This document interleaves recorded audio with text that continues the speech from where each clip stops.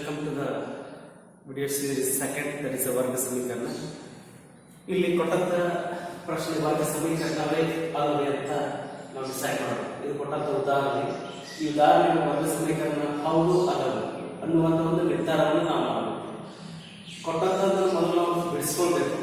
ಬಿಡಿಸಿದ ಆಮೇಲೆ ಬಂದಂತ ಉತ್ತರವನ್ನ ಆದರ್ಶ ರೂಪವಾದಂಥ ವರ್ಗ ಸಮೀಕರಣದ ಆದರ್ಶ ರೂಪಕ್ಕೆ ತಾಳೆ ಮಾಡಬೇಕು.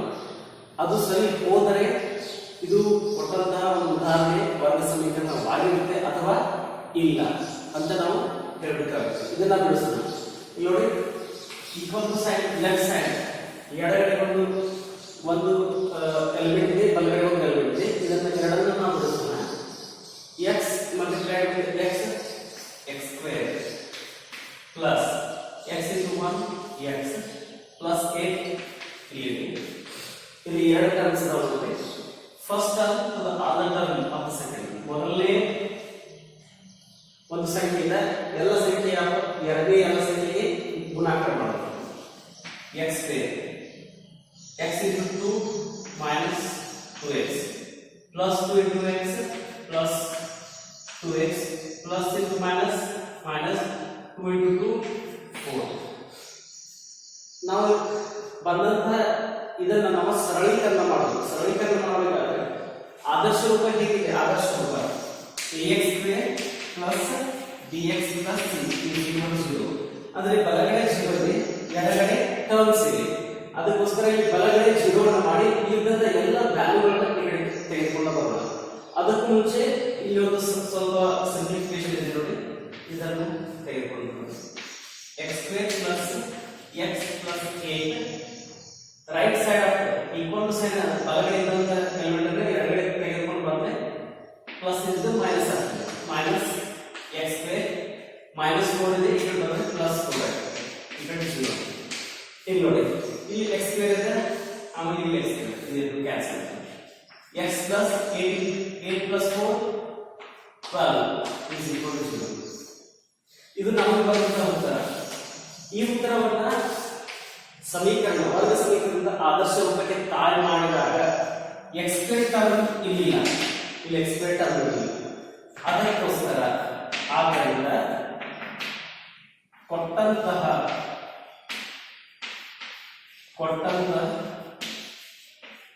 ವರ್ಗ ಸಮೀಕರಣ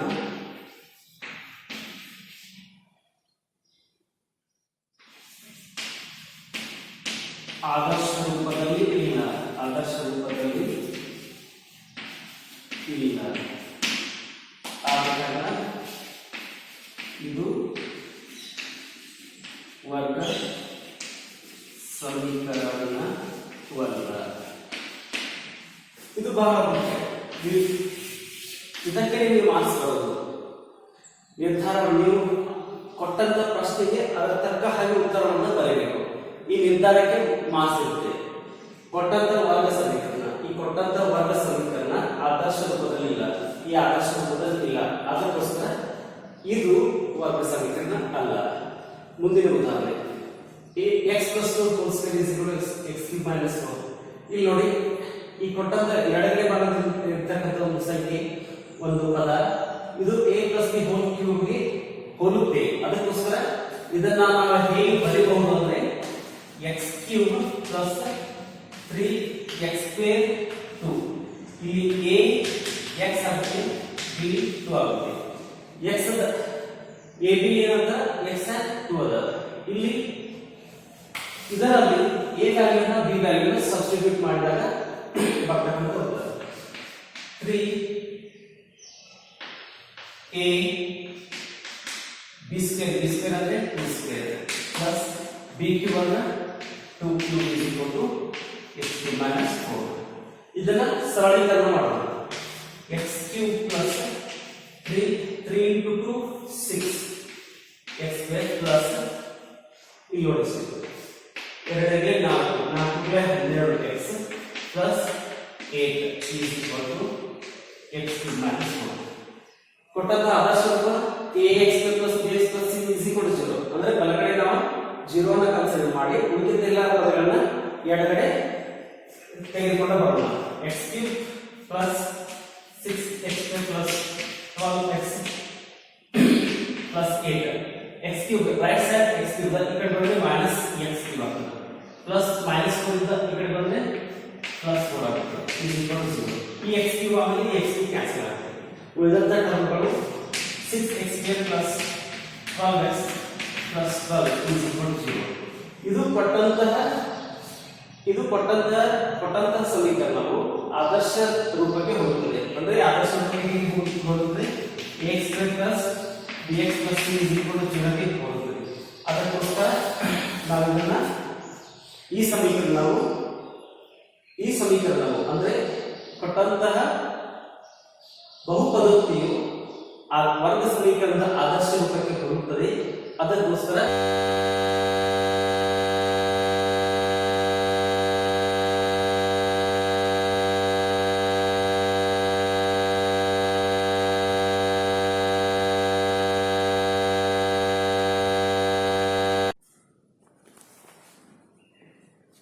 ಸ್ನೇಹಿತರೆ ಈಗ ನಾವು ನೋಡೋಣ ಕೊಟ್ಟಂತಹ ಸಮೀಕರಣಗಳು ವರ್ಗ ಸಮೀಕರಣಗಳು ಹೌದೋ ಅಲ್ಲವೋ ಇದು ಅಭ್ಯಾಸ 10.1 ಎಕ್ಸರ್ಸೈಸ್ 10.1 ಮೊದಲನೆಯ problem x plus 1 whole square is equal to 2 into x minus 1 ಇದನ್ನ ನಾವು ಮೊದಲು ಸಾಲ್ವ್ ಮಾಡಬೇಕು ಬಂದಂತಹ ಉತ್ತರವನ್ನು ವರ್ಗ ಸಮೀಕರಣದ ಆದರ್ಶ ರೂಪಕ್ಕೆ ಹೋಲಿಕೆ ಮಾಡಿ ಇದು ವರ್ಗ ಸಮೀಕರಣ ಹೌದು ಅಲ್ಲವೋ ಅಂತ ನಾವು ನಿರ್ಧಾರ ಮಾಡಬೇಕು ಇದನ್ನ ಬಿಡಿಸಬೇಕಾದ್ರೆ ಇದು ಯಾವ ಫಾರ್ಮುಲಾ ಇದೆ a plus b whole square formula ಇದೆ ಅದರ a plus b whole square formula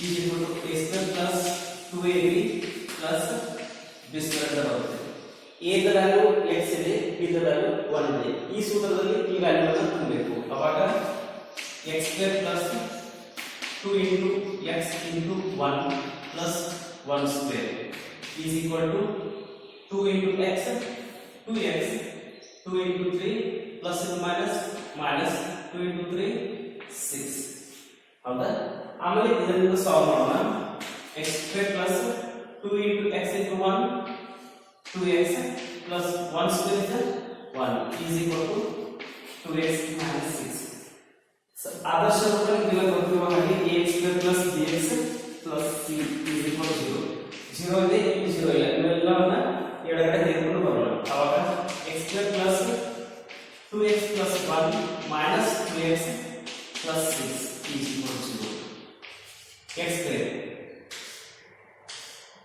2x cancel ಆಗುತ್ತೆ 6 plus 1 plus 7 is equal to 0 ಇದನ್ನ ಕಂಪೇರ್ ಮಾಡಲಿಕ್ಕೆ ಇದು ವರ್ಗ ಸಮೀಕರಣದ ಆದರ್ಶ ರೂಪದಲ್ಲಿ ಇದೆವಾ ಇಲ್ಲವಾ ಇದು ಇದೆ ಹೇಗೆ ಅಂತ ಹೇಳಿದ್ರೆ ax square ಅನ್ನು ಹುಡುಕುತ್ತೇವೆ bx ನಲ್ಲಿ bx ವ್ಯಾಲ್ಯೂ b ವ್ಯಾಲ್ಯೂ 0 ಅಂತ ಆಗುತ್ತೆ c ವ್ಯಾಲ್ಯೂ 7 ಅಂತ ಆಗುತ್ತೆ a ವ್ಯಾಲ್ಯೂ 1 ಅಂತ ಆಗುತ್ತೆ ಇಲ್ಲಿ b ವ್ಯಾಲ್ಯೂ 0 ನಮಗೆ ನಾವು ಹೇಳಿದ್ವಿ a is not equal to 0 ಅಂತ ಮೊದಲು ಹೇಳ್ತೀವಿ ಇಲ್ಲಿ a is not equal to 0 ಇದು ಫೋರ್ಸ್ ಉದಾಹರಣೆ ಆಮೇಲೆ b ವ್ಯಾಲ್ಯೂ 0 c ವ್ಯಾಲ್ಯೂ 7 ಅಂತ ಆಗುತ್ತೆ ಅದಕ್ಕೋಸ್ಕರ ಕೊಟ್ಟಂತಹ ಬಂದಂತಹ ಉತ್ತರ ಆದರ್ಶ ಸಮೀಕರಣದ ಮೂಲ ರೂಪದಲ್ಲಿ ಇದೆ ಅದಕ್ಕೋಸ್ಕರ ಇದು ವರ್ಗ ಸಮೀಕರಣ ಹೌದು ಇಲ್ಲಿ ಕೇಳಬಹುದು bx ವ್ಯಾಲ್ಯೂ ಇಲ್ಲ ಅಂತ bx ವ್ಯಾಲ್ಯೂ 0 ಇದೆ ಇದು ನಡೆಯುತ್ತದೆ b is equal to 0 value ಇದ್ರೆ ನಡೆಯುತ್ತೆ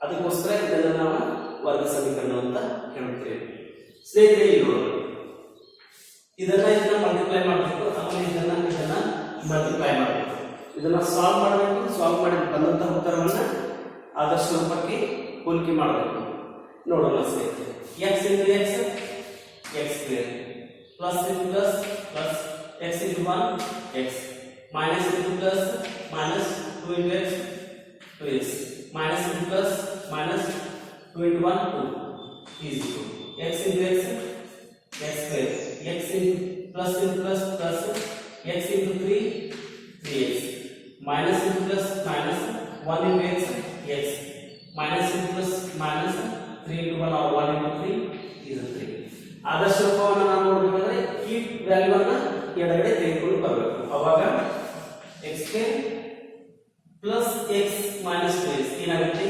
minus x ಆಗುತ್ತೆ minus 2 x square ನ ಈ ಕಡೆ ತೆಗೆದುಕೊಂಡು ಬರೋಣ minus x square ಆಯಿತು ಪ್ಲಸ್ 3x ಅನ್ನು ಈ ಕಡೆ ತೆಗೆದುಕೊಂಡು ಬಂದ್ರೆ ಮೈನಸ್ 3x ಆಗುತ್ತೆ. ಮೈನಸ್ x ಅನ್ನು ಈ ಕಡೆ ತೆಗೆದುಕೊಂಡು ಬಂದ್ರೆ ಪ್ಲಸ್ x ಆಗುತ್ತೆ. ಮೈನಸ್ 3 ಅನ್ನು ಪ್ಲಸ್ 3 ಆಗುತ್ತೆ. Is equal to 0. ಇಲ್ಲಿ ನೋಡಿ x ಸ್ಕ್ವೇರ್ ಕ್ಯಾನ್ಸಲ್ ಆಗುತ್ತೆ. Minus x plus x cancel ಆಗುತ್ತೆ. ಇಲ್ಲಿ ಉಳಿದಿದ್ದು minus 3x minus 2 plus 3 plus 1 ಆಗುತ್ತೆ. Is equal to 0. ಆಮೇಲೆ ಇದು ಕೊಟ್ಟಂತಹ ಬಂದ ಉತ್ತರ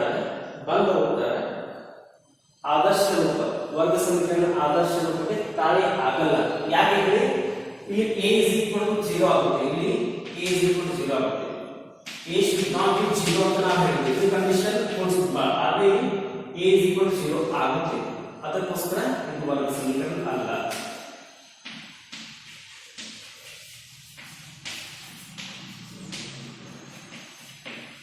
ವರ್ಗ ಸಮೀಕರಣ ಅಲ್ಲ.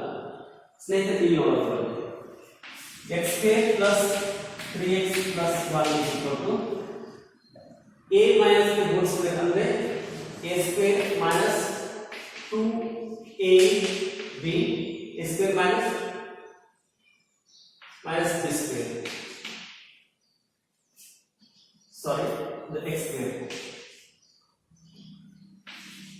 ಸ್ಕ್ವೇರ್ ಪ್ಲಸ್ 3x ಪ್ಲಸ್ 1 ಇವೆಲ್ಲವನ್ನ ಇನ್ನೊಮ್ಮೆ ಮೈನಸ್ 2 ಇಂಟು 4x ಮೈನಸ್ 4 ಇದನ್ನ ಈ ಕಡೆ ತೆಗೆದುಕೊಂಡು ಬರೋಣ.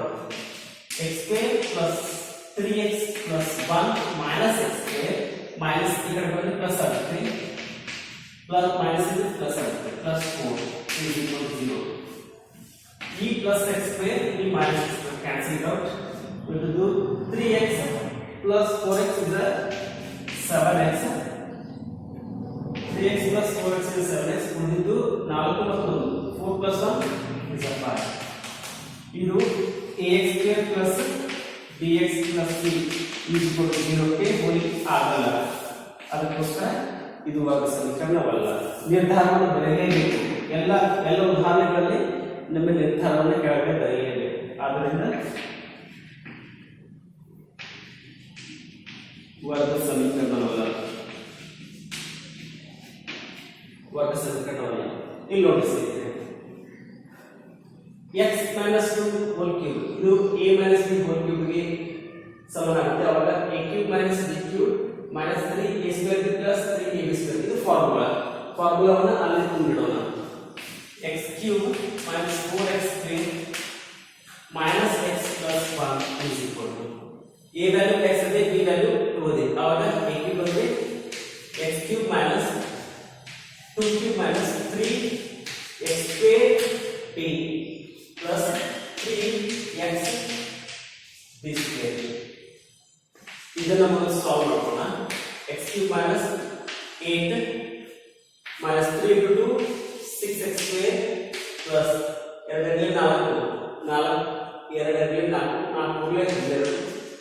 x ಆಗುತ್ತೆ.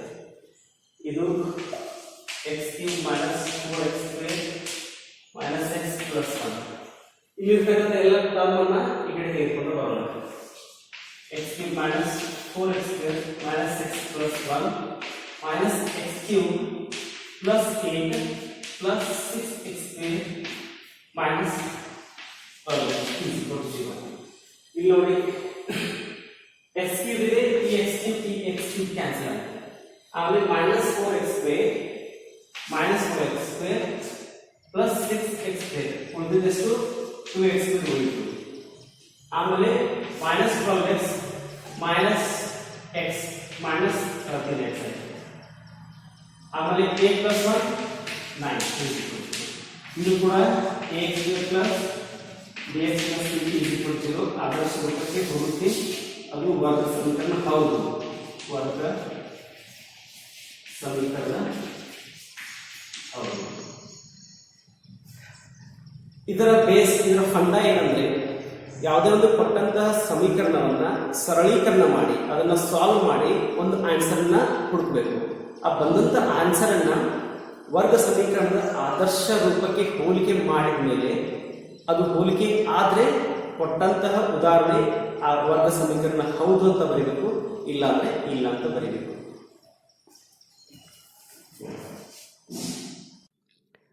ಮಾಹಿತಿ ಅಡ್ಡ ಯೂಟ್ಯೂಬ್ ಚಾನಲ್ಗೆ ಸಬ್ಸ್ಕ್ರೈಬ್ ಆಗಿಲ್ಲ ಅಂದರೆ ಸಬ್ಸ್ಕ್ರೈಬ್ ಆಗಿ, ಪಕ್ಕದಲ್ಲಿರುವ ಬೆಲ್ ಬಟನನ್ನು ಒತ್ತಿ ಹಾಗೂ ಆಲ್ ಎಂಬ ನೋಟಿಫಿಕೇಷನ್ನ ಆನ್ ಮಾಡಿ.